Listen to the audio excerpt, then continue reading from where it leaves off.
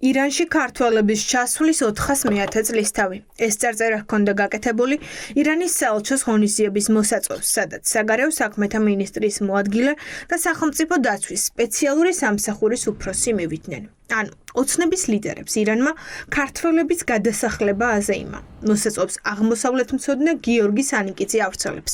თავად ღონისძიებას არ დაესწრო. თავისთავად ესეთი მოსაწვევი ან ასაჭირო იყო ბოლოს და ბოლოს თქვა ანძის განათება არ მესმის მე პირადად. ახსნას მე პირადად ვერ უძებნი, შეიძლება უბრალოდ არავინ მიაქცია ამ წარწერას ყურადღება, მაგრამ ეს წარწერა ყურადღების მისაქცევი იყო. ივანიშვილის გუნდი ირანში მოწყობილი სისხლის ხვრის შემდეგაც არ ცდილობს ავტორიტარულ რეჟიმს ჩამოშორდეს.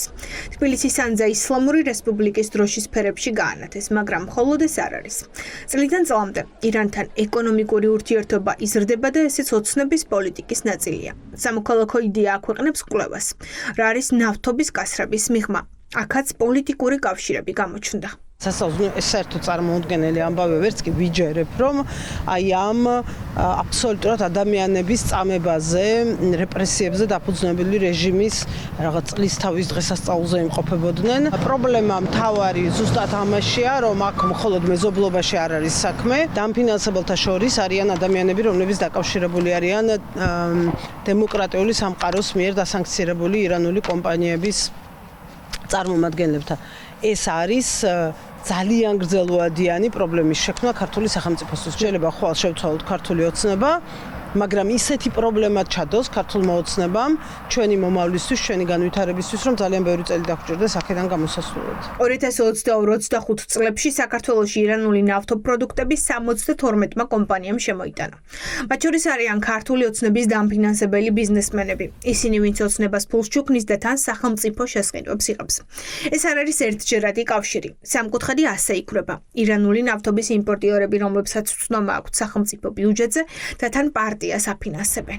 თავარი ის არის, ვინ არიან ის კომპანიები, რომლებიც არიან ამ ნავთობის შემომტანები. ჩვენი კვლევით დადასტურდა, რომ პირველი მათი ნაწილი არიან პირდაპირ კავშირში, იმიტომ რომ საერთო დამფუძნებელი ყავთ, მაგალითად არის ესეთი კომპანიები, ისეთ ირანულ კომპანიებთან, რომლებიც დასანქცირებული არიან ამერიკის შეერთებული შტატების, ევროკავშირის და სხვადასხვა დემოკრატიული სახელმწიფოების მხრიდან. მეორე არიან ისეთი კომპანიები და მათი დამფუძნებლები, რომლებიც იმავდროულად არიან ქართული ოცნების შემომწირველები და მესამე ხდება კომპანიები და მათი დამფუძნებლები, რომლებიც პერიოდულად იგებენ სახელმწიფო ტენდერებს, მაგრამ პირველები დღეს ამ კომპანიების პოვნას შეეცადა. სამოქალაქო იდეის კვლევის მიხედვით MS Motors-მა ირანული ნავთობპროდუქტი 2022 და 25 წლებში შემოიტანა.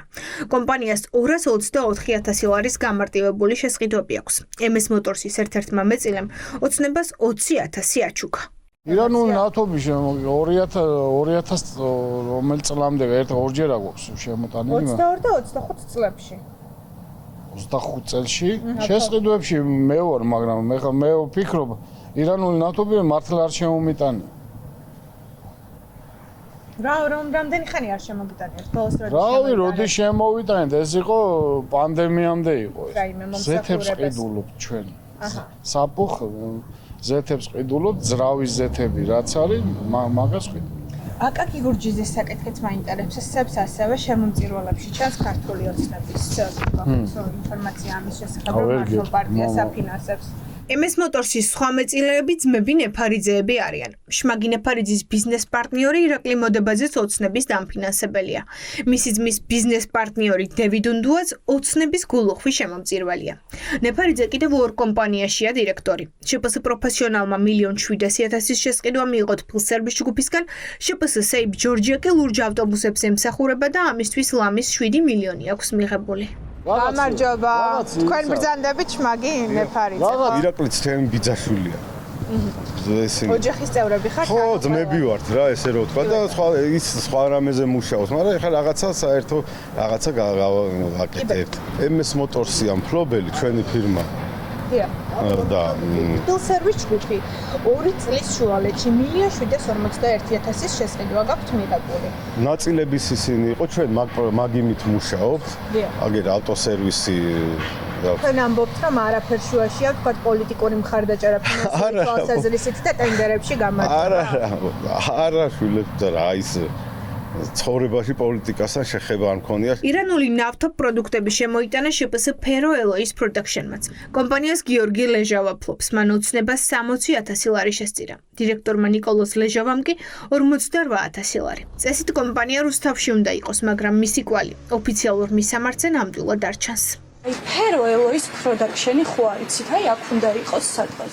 წინ ჩემს უკან არის ფოსტა. მსგავსი კომპანია მე ამ მისამართზე არ გამიგია ამ ქუჩაზე. არც აქამდე ყოფილან, თქვათ იქნებ გადავიდნენ სხვაგან. ნავთობის კომპანია. არც არწერა არ დამინახავს, არც ამ მისამართზე რამე ობიექტი არ არის. 2020 წლიდან 25 წლამდე ირანული ნავთობის იმპორტი 3.5-ჯერ გაიზარდა. ირანის ავტორიტარული რეჟიმის გადასარჩენად ნავთობის გაყიდვა მთავარი ფაქტორია, რადგან სწორედ ნავთობიდან შემოსულ მილიარდებზე დგას აიათოლას რეჟიმი.